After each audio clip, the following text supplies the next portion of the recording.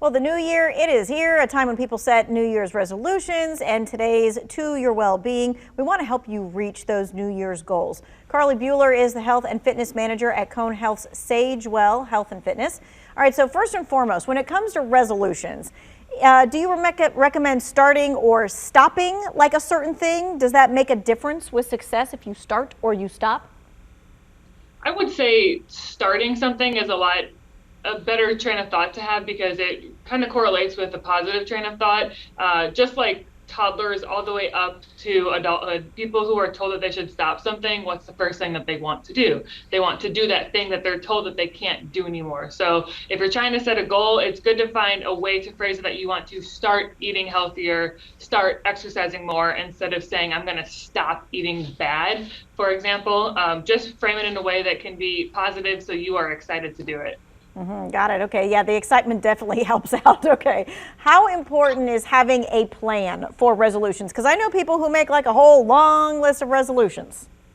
Yeah, and it's different for every person. Each person might want to create a full bullet list, and someone might just have one plan. But if it's a plan or a template, just something that you can kind of refer back to, I think it is helpful, especially when you get started, because it takes 21 days to create a habit. And so if you at least have something you can look back on for the initial startup phase, it helps you keep going in the long term. Once it is a habit, then you don't have to stick to it quite as, strict as you started.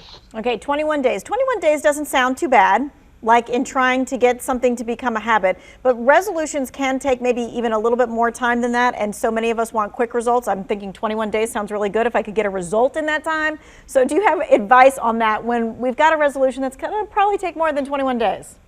Yeah, and most things do take more than 21 days, but we often tend to tap out in less than 21 days because we get frustrated that we're not making any progress. So number one tip is to make small goals that add up to your big goal. So if you have a end of year goal, maybe do a quarterly check-in or a monthly check-in that you can, again, get excited about reaching something along the way. And then at the end of the year, you get to look back and say, hey, I did it. All right, so those are like the motivational markers, right? Not just at the beginning, but give yourself like kind of little Easter eggs along the way. Yep, exactly. Okay, all right, so what we're going to do is we're going to continue to talk about how you can keep your resolutions and how you can make sure that they kind of stick with you for more than those 21 days. We're going to be right back.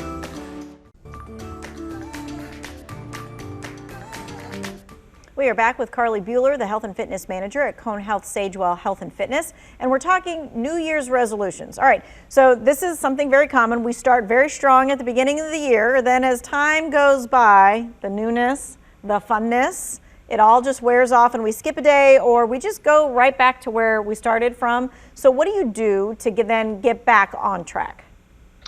Yeah, that happens very commonly, and that's kind of the point where people will say, hey, I didn't make my goal, I'm not going to finish out from here. But it's important to remind yourself of why you set the goal in the first place so you can get excited again about getting to that end goal. But to get back on track, find a piece that you are most excited for. So maybe you're trying to exercise more and eat healthier, but you're really good at the exercising and the eating healthier is falling a little bit short. It's good to focus in on what you really like to do. And then on the things you're falling short of, you can, write yourself daily motivation reminders. You can find an accountability buddy. You can set reminders on your phone. So there's a lot of different ways, but the most important thing I would say is to not be too hard on yourself if you find that you have to get back on track.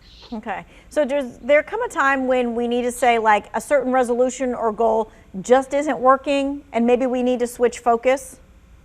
Yeah, I mean, it's good to kind of assess where you're at the whole time, but if you are finding where you maybe need to reassess, I would encourage you to maybe on paper write out what your end goal was and write out how far you've come in the meantime, because we often blind ourselves into the progress that we've made and we're thinking that we're not doing anything good.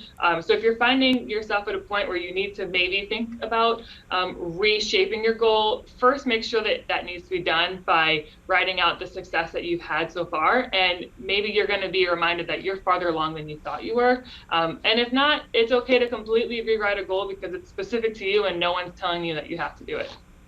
All right, yeah, because maybe your goal is I'm gonna, work out 5 days a week, but you just can't make that work, but you can work out 3 days a week. So that's a new goal, and that's okay.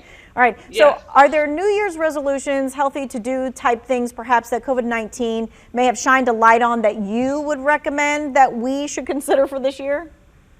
So yeah, COVID-19, especially in the realm of, goal setting, and especially in my area of fitness and health, it's shown a light on a few things. One was that we like to be encouraged by other people. And so being in the gym or being in group exercise classes, it's kind of rebounding dramatically right now. So if, being in a fitness related area is new to you, I would encourage finding an accountability partner or finding that group exercise class, because we learned along the past almost 2 years that social interaction was missed. And so social interaction is, like I said, kind of rebounding in terms of those group exercise classes right now.